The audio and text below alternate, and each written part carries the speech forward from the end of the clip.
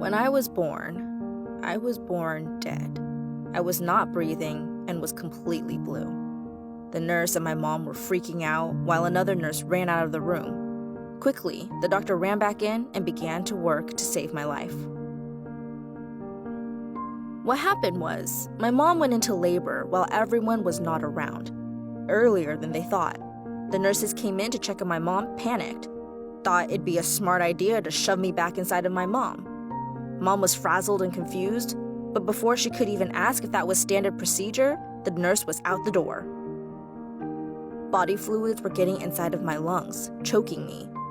The doctor managed to get me breathing again, had me hooked up to wires.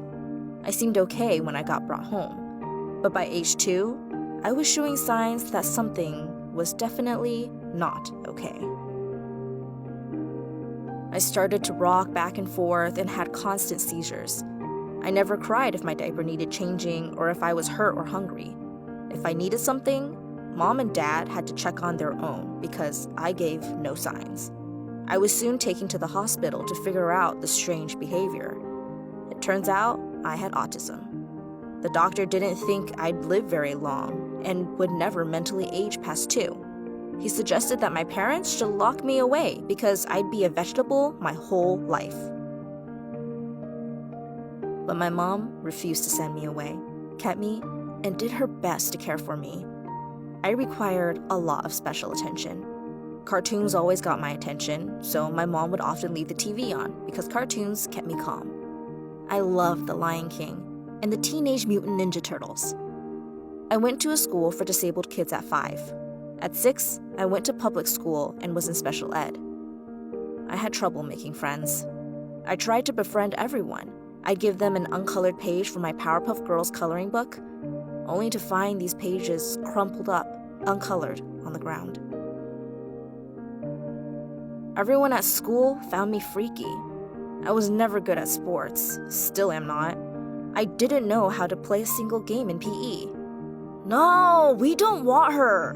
"Great, now we're gonna lose," were typical comments I'd often hear as I was picked, usually last, into a team. The whole team would get pissed off because I made them lose. I didn't understand what I did wrong.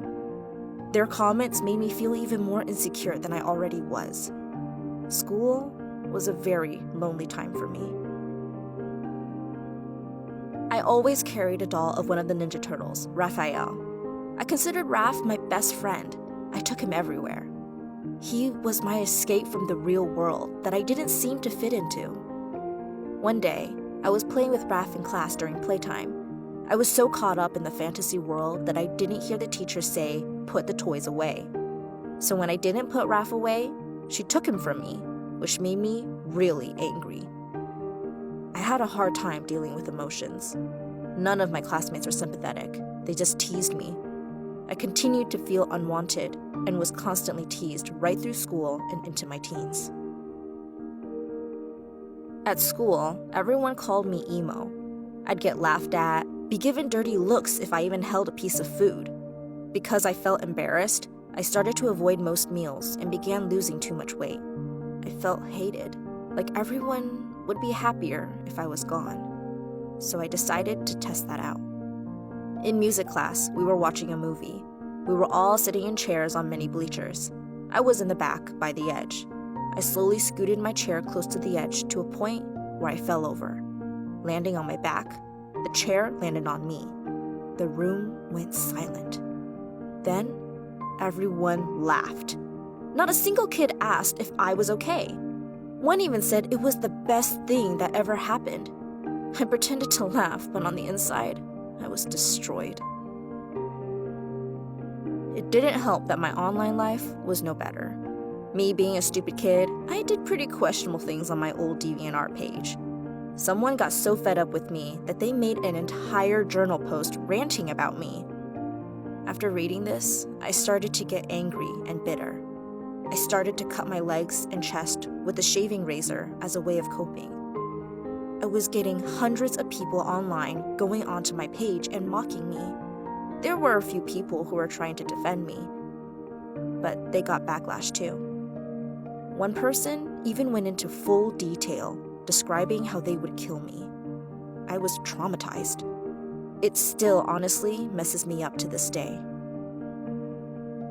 Soon, my family found out I was cutting because one weekend I refused to change into shorts and a swimsuit. They pulled my pants down, saw all the cuts. I literally got lectured all night. I didn't need to be lectured.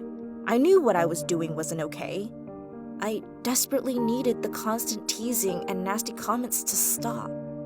I got put on antidepressants after that and had therapy for a while. I still do suffer depression, but I don't cut anymore.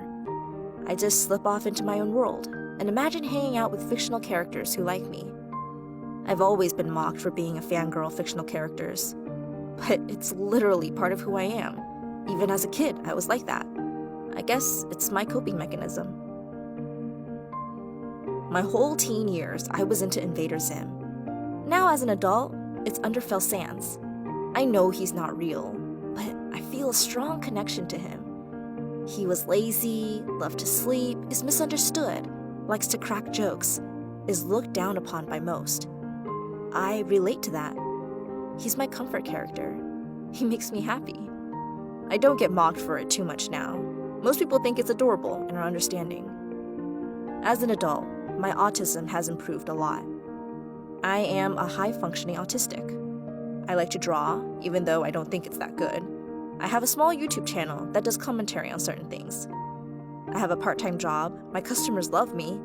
Most of my crew do, too. But life is that extra bit harder for me, and I do still suffer problems. Adults with autism tend to get made fun of. I hope I can teach others that it's not as funny as they think.